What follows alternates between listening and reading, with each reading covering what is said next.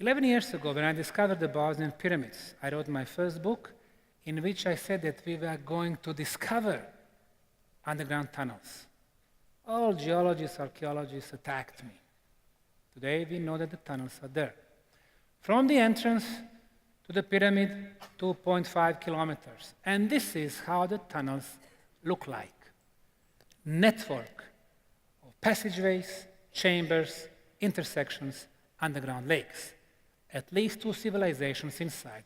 The first who built this network, the second who came later and closed all the tunnels, bringing the filler material and then building walls. In those tunnels, we discover big blocks, like this one here. It's sitting on a plate, meaning somebody chose this location and put the block on the plate. We took samples, analyzed the plate. It was a ceramic, meaning it was made by intelligent hands. We took georadar, looking what's inside this block. Exactly in the middle, we discovered an oval object. Not air, not water, not ceramic, not metal, but mineral, most probably quartz crystal. So what we have here, 21 meters below underground, we have underground water. Water moves, releases the energy. Energy is hitting quartz crystal. It starts working. It is surrounded by ceramic. Ceramic resonates, making an electromagnetic field, which can be measured using our scientific instruments. We measure 2 frequencies, 28 kilohertz that we find on the top of the pyramid, and 7.83 hertz, the best resonance field. So what we have here from natural materials, somebody made technology to make most beneficial energy fields. Again, why is this frequency of 28 kilohertz important? In our body, we have 2 liquids. One is called blood. The other one is brain liquid, protecting our brain. Between the brain liquid and the blood, there is so-called BBB, blood-brain barrier. So it does not allow blood to come to the brain, because in the blood, a lot of viruses, bacteria. So basically, our brain has been locked. And we know that most of our capabilities of the brain, we don't use. The ultrasound of 28 kilohertz frequency removes the blood-brain barrier, and it unlocks the brain. The ancients knew that. You come to those blocks,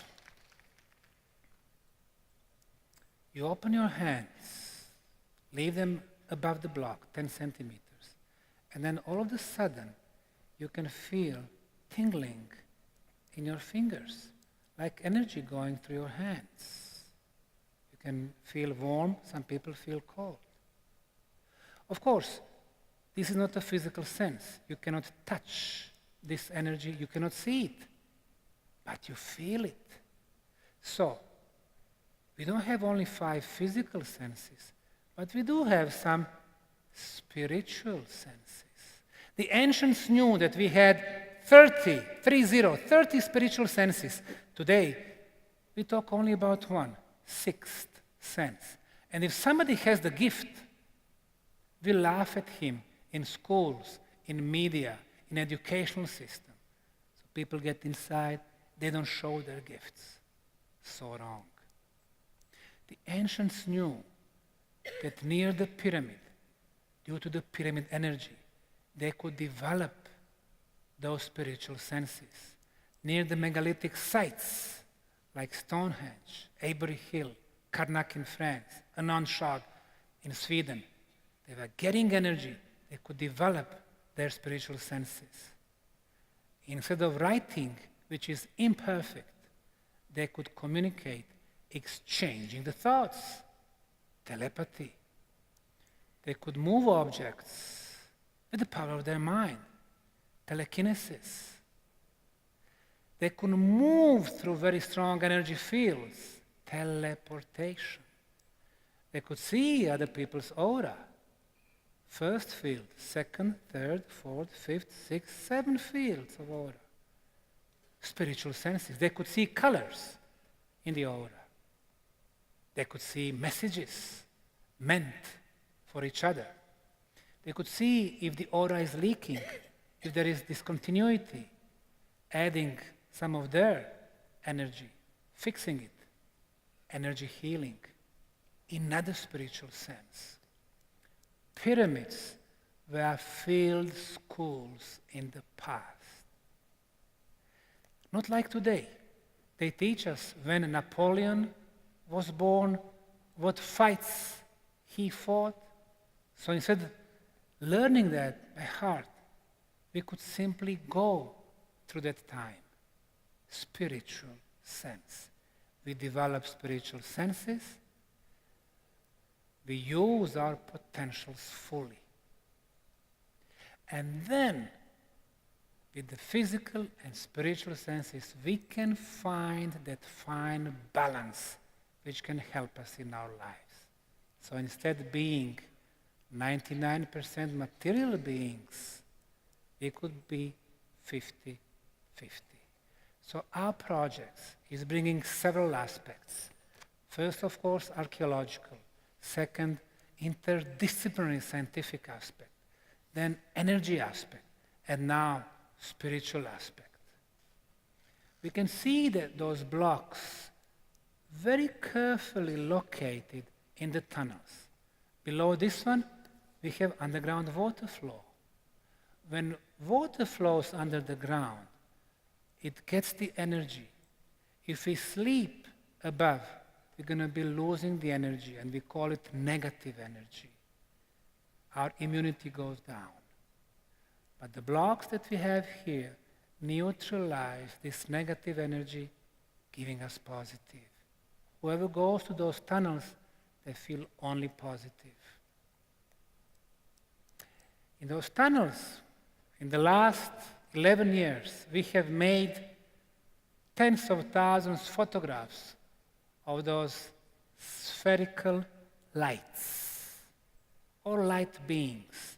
In spiritual science, they are called orbs. Orbs, perfectly spherical.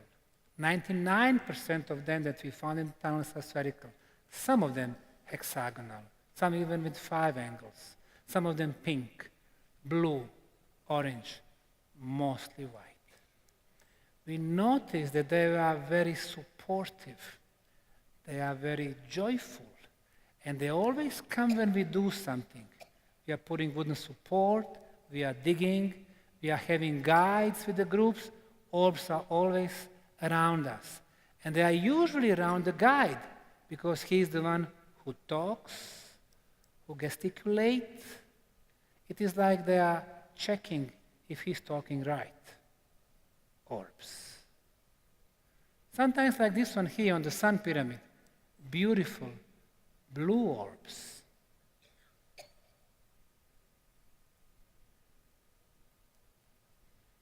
When Erich von Däniken visited us 2 years ago, his assistant was filming us. And you will see how many orbs are coming from the side tunnels, flying around us at different speeds. It's too strong light. Can we dim this light a little bit? Light? The light guy? He's sleeping, okay. But you can see some of them. You see how they're flying?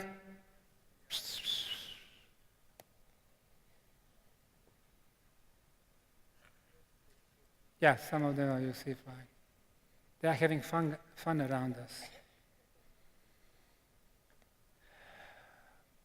6 years ago, we discovered the first underground chamber, 50 square meters. This was the entrance. Yes, Orbs, yeah, they go to very specific locations. Yes, thank you for the light. So we discovered the entrance to first chamber. It was completely filled with the material. We removed everything manually with the help of our volunteers, 50 square meters. We noticed that people feel so good. They go through tunnels, they come to this chamber, they breathe. They go deeper and deeper, they breathe better and better. People with the asthma problems, once they go through tunnels, they go outside, they don't need air pumps no more. This girl, Veronica from Slovak Republic, she had very low lung capacity, only 47%, 3 years ago, 17 years old. For 3 years, she could not solve the problem. She came to our tunnels last summer, visited tunnels 2 times, went to be measured again, 84% lung capacity. The medical nurse came to measure different values. Some of them were, for example, sugar, the glucose in the blood. The glucose, if it is 3.5 to 6.5, it's normal. 6.5 to 11, risky group. Above 11, it's a really problem with the sugar diabetes. So the gentleman, Jirji, had 7.8 sugar in the blood before entering the tunnels. He came back, 5.1. The second one, Karel, 10.5, almost diabetes. He came back, got measured again, 5.7. So it seems that those values are getting normalized inside the tunnels. This woman from Turkey, Sevim, 54 years old, had a problem with the blood pressure, reaching 220 over 140. Very strong migraines. In the last 2 years, she's been coming every 3 months, and the blood pressure does not go over 140 over 90.